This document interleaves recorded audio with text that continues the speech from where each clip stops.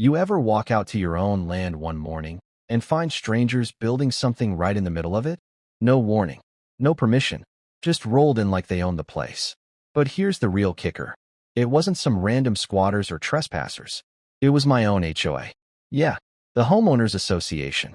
Those people who usually tell you what color your fence can be. They showed up with trucks and a bulldozer and started building on my ranch. I remember that morning clear as day. I was having coffee with my wife when my ranch caretaker called. His voice was shaking. "Sir, there's a crew out here. They've got heavy equipment. They're saying this area is being developed into a new HOA community center." At first, I thought, no way. Must be a mix-up. But when I pulled up to the south end of my property, there they were.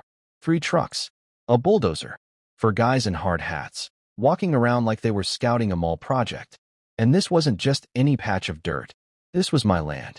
Land I've poured blood, sweat, and years into. This was my ranch, clearly marked, fenced, and legally owned. I asked them, "What exactly are you doing here?" One of them stepped forward, clipboard in hand, and said, "Sir, the HOA board voted to use this section for a new community center. It falls under our jurisdiction." His tone, like he was explaining the rules of a parking garage. No apology, no explanation, just arrogance. So I asked for paperwork. All they had was some vague map, no signatures, no permits, nothing legal.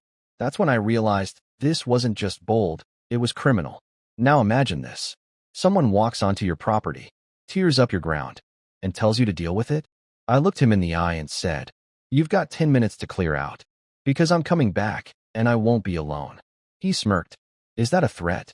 I smiled back. "No, that's a promise." 10 minutes later, I came back, with backup. My 3 brothers were with me. All of us licensed. All of us raised on this land. And let's just say, we came dressed for the occasion. We didn't have to say much. We just stood there, lined up in front of their trucks, arms crossed, dead serious. The air got real quiet. That's when their lead guy's face dropped. He knew. They all did. They packed up fast. The bulldozer never even touched the soil. And I swear, one of them looked like he was about to cry as they peeled out of there. But it didn't stop there. I filed a lawsuit the next day. And in court, that little map of theirs didn't hold up one bit. Judge slammed them. Told them they had zero right to touch my land. They paid a fat fine and even had to issue a public apology. But you know what? It wasn't about the money. It was about principle. Because land isn't just dirt.